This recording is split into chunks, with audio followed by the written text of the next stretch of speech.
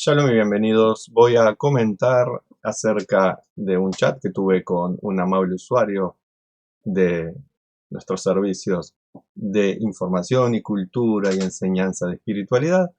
Y el señor, luego de idas y vueltas, me dijo lo que está escrito acá. El punto es que a qué voy es que sin ego y las creencias que lo alimentan se siente un vacío horrible. Voy a ir comentando cada uno de los tres. El punto a que voy es que sin ego y las creencias que lo alimentan se siente un vacío horrible.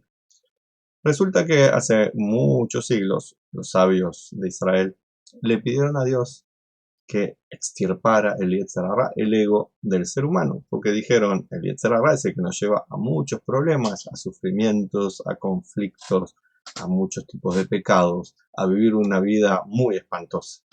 Por ejemplo, el ego Yetzer Hara nos lleva a reaccionar con enojo, nos lleva a mentir, nos lleva a engañar, nos lleva a maltratar al prójimo, a vivir sin equilibrio, nos lleva a una vida horrible realmente, el ego Yetzer Hara. Entonces los sabios con su sabiduría dijeron, vamos a eliminar el Yetzer Hara de nuestras vidas y que mejor que Dios haga un milagro. ¿Y qué hizo Dios? ¡Pum! Hizo desaparecer el Yetzer Hara del ser humano hace muchos milenios. ¿Y qué ocurrió inmediatamente? Que la gente quedó en un estado total de pasividad. La gente no quería salir a trabajar.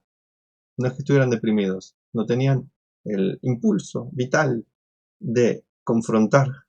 No querían tener relaciones íntimas.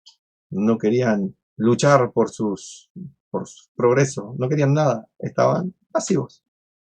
Eso ocurre cuando no tenemos Yetzer Hara. Lo malo del Yetzer Hara del ego no es el ego en sí mismo, porque tiene una función muy importante, por ejemplo, ayudarnos a sobrevivir, básicamente, ayudarnos a sobrevivir en momentos de real impotencia, ponernos en un estrés positivo, movilizarnos cuando sentimos injusticias. Esa es la parte positiva del ego del Yetzer Hara. Lo malo es cuando se lleva a un extremo. Tenemos que entender que el mal es un fanatismo, un extremo, es la falta de equilibrio. Ese es el mal. Quizás hago otro video en otro momento acerca del mal. De hecho, ya mismo voy a anotar una listita que tengo para videos para hacer, porque me estoy olvidando de las cosas. Ya mismo me lo anoto. Si encuentro la lista, acá está. El mal. Muy bien.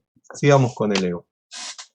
Acá el asunto es, cuando la gente, por milagro, se quedó sin ego, sin Yetzer Hara, la vida humana ya no tenía sentido. Éramos como entes, esperando vaya a saber qué, que la vida pasara. Ni siquiera ganas de comer tenía la gente. Entonces los sabios pidieron nuevamente a Dios que devolviera el ego y el ego volvió. Entonces, por el contrario, estimado usuario del canal, Luis Diego, cuando la persona está sin ego, es que se siente un vacío horrible. Pero quizás se siente el vacío y ni siquiera se es capaz de reaccionar a ese vacío, que es peor todavía.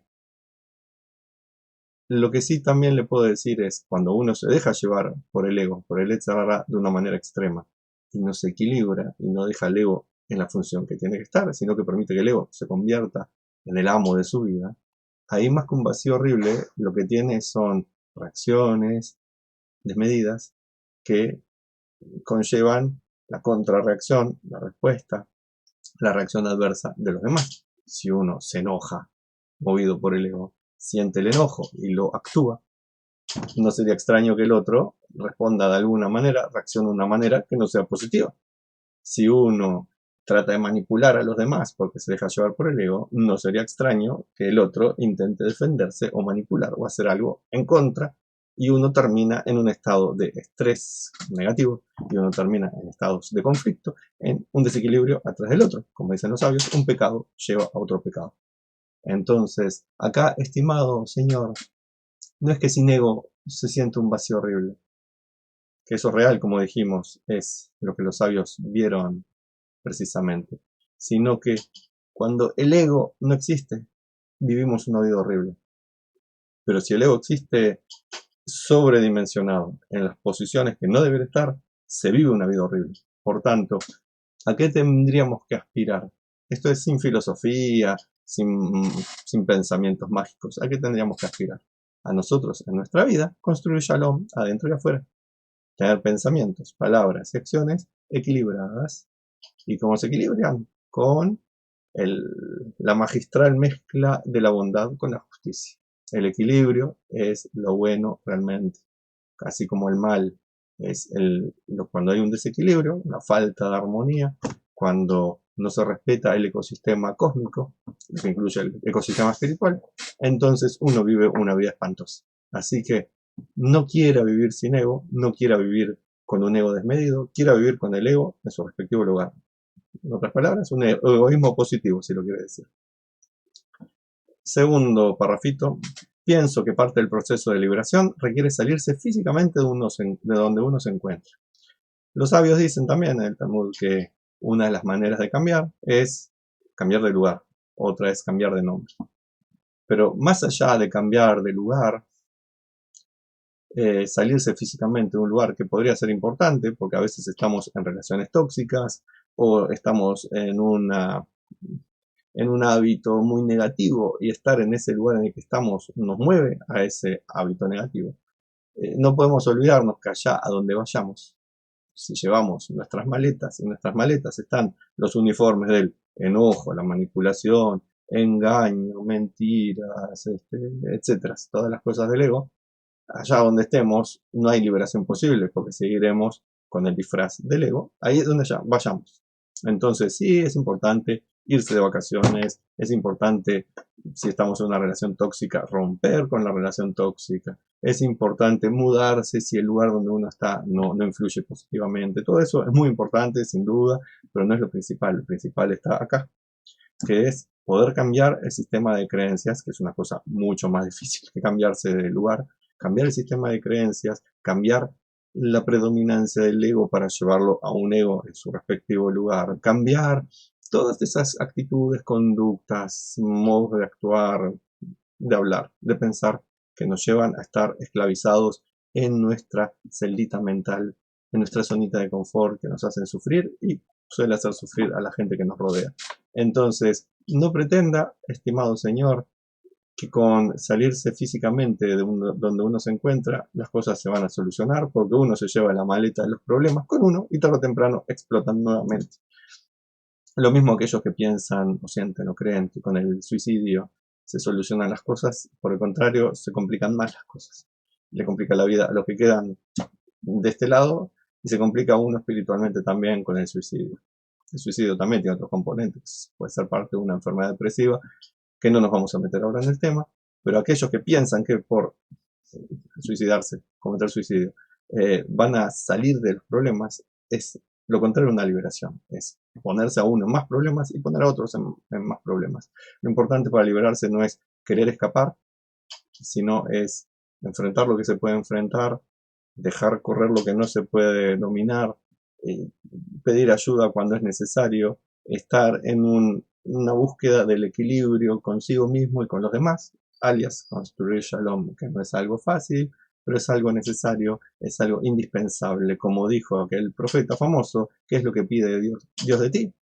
Que hagas bondad, hagas justicia y seas humilde ante Dios. En pocas palabras, esto mismo, construir Shalom, llegar a un estado de sentir las cosas y poder procesarlas, y aquello que no se puede procesar, pedir ayuda, aprender otros métodos de respuesta y tratar de llevar una vida lo mejor posible dentro de lo limitado que somos. Hacer una meditación, aunque sea local o algo así, dice acá el Señor. Creo que ya lo expliqué un poco más arriba. La importancia de poder mudarse de trabajo, de pareja, de relaciones tóxicas, etcétera, pero no pensar que con eso solamente se resuelven los asuntos.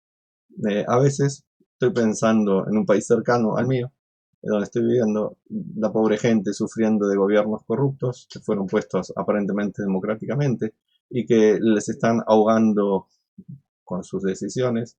Entonces, sí, en ese caso, si estamos en una sociedad donde la cosa no va bien y por más que intentemos de construir Shalom, nuestro granito de arena no puede cambiar los monolitos peronistas. Entonces, quizás sí, es una buena solución cambiarse de lugar y encontrar un lugar donde uno pueda construir Shalom en paz y ayudar a otros a construirlo.